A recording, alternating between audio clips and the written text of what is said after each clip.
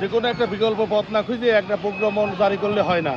কারণ দেখেন এখন আমার পরিবারের লোকজন যাবে জিলেবিতলা মুরাগাছা, কেউ যাবে বিলজেনি, কৃষিতে যাবে এরা, এটা কি বাসে নেবে? আমার বিকল্প পথ খুঁজে প্রজ্ঞাপন করতে হয়, জারি করতে হয়।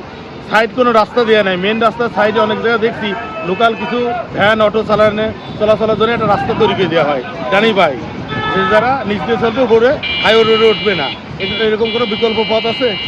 এখন আমার পরিবার নিয়ে যাবে জিলেবিতলা মুরাগাছা বিলজেনি যাবো, কৃষিতে করে যাবো, এখন যদি ভ্যান অটো না পাই, এই হয়রানি করার কোনো যুক্তি হয় না। কত সমস্যা হবে, কত টাকা বাড়তি খরচ হবে, সময় নষ্ট হবে।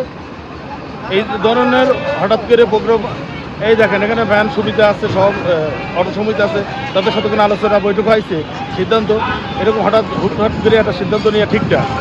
বিকল্প পথ খুঁজিয়ে পরিবেশ করে আমরাও জানি যে এই ভ্যান অটো বিভিন্ন ছোটো ছোটো যানবাহন মেন রোডে চলাচলের জন্যই অ্যাক্সিডেন্ট দুর্ঘটনা ভোগান্তি সবারই হচ্ছে, সবাই ক্ষতিগ্রস্ত আছে, এটা আমরাও জানি, আমরা মানি নিচ্ছি।